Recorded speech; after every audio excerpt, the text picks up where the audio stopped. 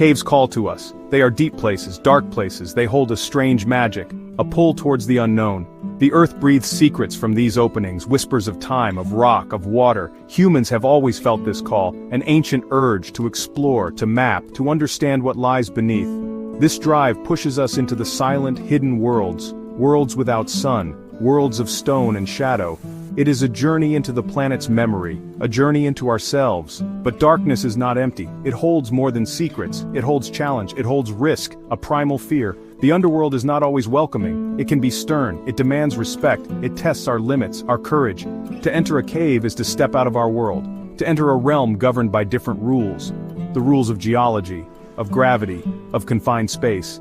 Here, the earth is powerful. We are small. This contrast is part of the allure, part of the profound, unsettling beauty. The silence in caves is different. It is heavy. In Utah, USA, lies a cave, known as Nutty Putty. Its name sounds playful, almost whimsical. But the cave itself is serious, a complex system, formed by hydrothermal activity, warm water moving. This water shaped the rock, slowly, over ages. It created narrow passages, twisting tunnels. The walls are not hard granite, they are soft, like clay. This gives the cave its name, Nutty Putty, because the material is pliable.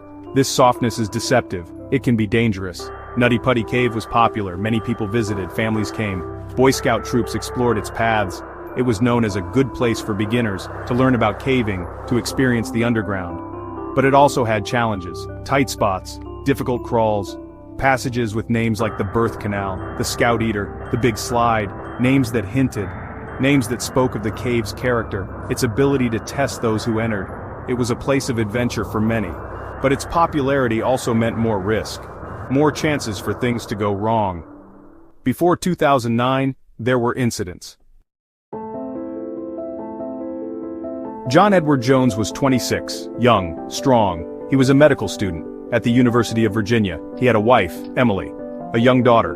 Another child was on the way. Life was full. John loved adventure. He loved exploring. He had caving experience from his youth in Utah. He knew the thrill, the challenge of underground spaces. This was part of who he was, part of his spirit.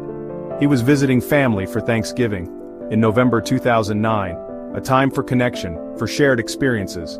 The plan was to explore Nutty Putty Cave, a family outing, with his brother Josh and others. They entered the cave on the evening of November 24th, around 8 o'clock. Darkness had already fallen outside. Inside, the darkness was absolute, broken only by headlamps. John wanted to find a passage called the Birth Canal. It was a known feature, a tight, challenging squeeze. He had explored it before, years ago. As a teenager, he thought he knew the way, remembered its twists. This memory would prove to be a cruel guide. They moved through the cave, deeper into the earth. The air was cool, the rock pressed close. John was enthusiastic, eager to share the adventure. He was physically fit, 6 feet tall, around 200 pounds. The passage became tighter, much tighter than expected. John kept pushing, believing it would open up. This is a common hope in tight spots. That relief is ahead. But this passage only constricted further. Relentlessly, he realized his mistake. Too late. He tried to back out, but he could not. The angle was too steep, his body wedged. He was stuck, head down, in a tiny fissure, only 10 inches wide, 18 inches high, a space barely large enough for a breath. He was about 400 feet from the cave entrance, and about 100 feet below the surface, deep in the rock. The pressure on his chest was immense. Breathing became difficult, each inhale a struggle. His arms were pinned, his legs useless above him. He was utterly helpless, held fast by the earth. Panic began to rise, cold, sharp. He called out to his brother, Josh. Josh tried to reach him, tried to pull his legs, but John was too deep, too tightly wedged. The spot where John was trapped was incredibly small, a fissure, a crack in the rock, not a tunnel. It was not meant for human passage. It was a geological feature. He had mistaken it for a known route, a critical error. Perhaps the map he remembered was old. Section 5. The alarm sounds. A glimmer of hope in darkness. Josh knew he could not free John alone. The situation was desperate, urgent. He scrambled out of the narrow passage, going for help as fast as he could, leaving John alone in the crushing darkness. The first call to emergency services came at 9:26 p.m., just over an hour after they entered the cave. The message was clear: a man trapped in Nutty Putty Cave. Rescuers began to mobilize immediately. Hope flickered, a small light in the vast dark. The first rescuer reached John around 12:30 a.m., Susie Matola. She was small, agile, able to crawl down the narrow passage to reach him, to see his feet, to talk to him. John was still conscious. He was calm, considering. Being a medical student, he understood his body, the danger of his position upside down, the pressure on his organs, the blood in his head. He spoke to Susie, wanting water, feeling thirsty. She offered words of comfort, reassurance, help was coming. News of the entrapment spread quickly through the local community, then wider. Media outlets picked up the story. A caver trapped. People waited anxiously for updates. A sense of collective dread began to build. Caves are mysterious places, frightening to many. The thought of being stuck deep underground touched a nerve, a shared human fear. Prayers were offered for John, for the rescuers. The cave, once a place of recreation, became a focal point of anxiety. Dozens of rescuers converged on Nutty Putty Cave. Volunteers, search and rescue teams, cave experts. They came from all over Utah and beyond, bringing with them specialized equipment and knowledge. The entrance to the cave became a hub of activity. Lights cut through the night, generators hummed. There was a sense of purpose, of determination. They would get him out. They had to. But the cave was a formidable opponent with its narrow passages, unstable clay, and deep silence. Section 6, The Grueling Rescue, a battle against the Earth. The rescue operation was incredibly complex, difficult. John was in one of the worst possible positions, head down, in an L-shaped bend. The passage was barely wider than his body. Rescuers could only reach his legs, his feet. They could not see his face, his upper body. Communication was limited, shouted words, echoes. The rescuers worked in relays. In cramped conditions, the air was poor, the space confined, exhausting. Each movement was a struggle, each attempt a risk. They tried to establish a pulley system to gently pull John upwards, out of the fissure. They attached ropes to his ankles, but the angle was wrong, the leverage poor. The soft clay walls offered little purchase for anchors. The rock itself seemed to resist their efforts. Each pull caused John immense pain. He was already suffering from the pressure, the position. They had to be careful, not to injure him further. It was a delicate balance between force and care. Rescuers brought in drilling equipment to try and widen the passage, to create more space. But the vibrations were dangerous, the rock unstable. There was a risk of collapse, of making things worse. The clay-like material was difficult to drill. It would crumble or clog the drills. The cave fought back. Section 7, 27 hours, the weight of the world.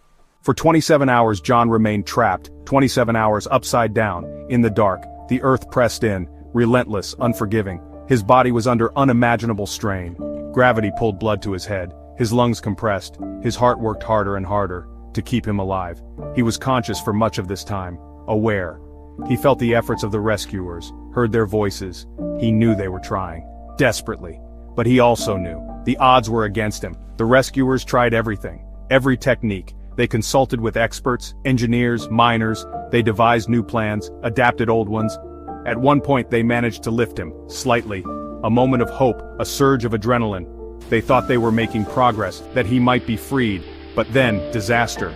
A rope anchor failed. The soft rock gave way.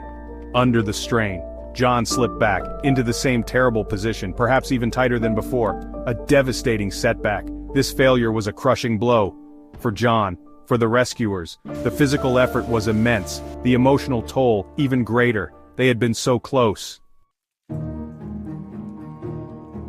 Section 8, Nature's Unyielding Grip, a somber end. Late in the evening of November 25th, nearly midnight, John Edward Jones passed away. He had been trapped for almost 28 hours. His heart finally gave out, under the immense strain. The official cause of death, cardiac arrest, due to the prolonged compression and his inverted position. The news reached the surface, a wave of grief. The rescuers were exhausted, devastated. They had fought so hard, for so long. But the cave, the earth, had held its prize. The mission changed, from rescue to recovery. But this too proved impossible, or nearly so. The location where John died was incredibly dangerous. To retrieve his body would put other lives at risk. The passage was too narrow, too unstable. Any attempt could cause a collapse, trapping others. The authorities faced a terrible decision, a decision no one wanted to make, but a decision that had to be made, for safety, for the living, after much discussion. with John's family, with experts. The decision was made. John's body would remain in the cave. Nutty Putty Cave would become his final resting place. It was a heartbreaking choice, but a necessary one. Section 9. A Sealed Legacy, Reflections from the Deep Earth. In the days that followed, a plan was formed to seal Nutty Putty Cave permanently. This was done for several reasons, primarily safety, to prevent anyone else from suffering a similar fate. The cave was deemed too dangerous, too unpredictable. Its allure had become a deadly trap. The landowner agreed, the state authorities supported it. It was a difficult decision for the caving community, losing access to a known, explored cave. But everyone understood, it was necessary. The entrance to Nutty Putty Cave was filled with concrete, sealed shut, forever, a permanent closure. The cave became a tomb, John's tomb. A memorial was placed at the site, honoring John Edward Jones, his life, his spirit. It serves as a quiet reminder of what happened there, of the risks inherent in exploring wild places. The earth below remains silent, holding its secrets. John's story is now part of that silence, a whisper in the deep, dark places of the world. The incident at Nutty Putty Cave had a lasting impact. It raised awareness about cave safety, about preparedness. It led to reviews of caving practices, rescue techniques. It reminded everyone that nature is not a playground, it is a powerful force, to be respected, approached with humility. Adventure has a price. Sometimes that price is too high. We seek the edges, the wild places, the unknown.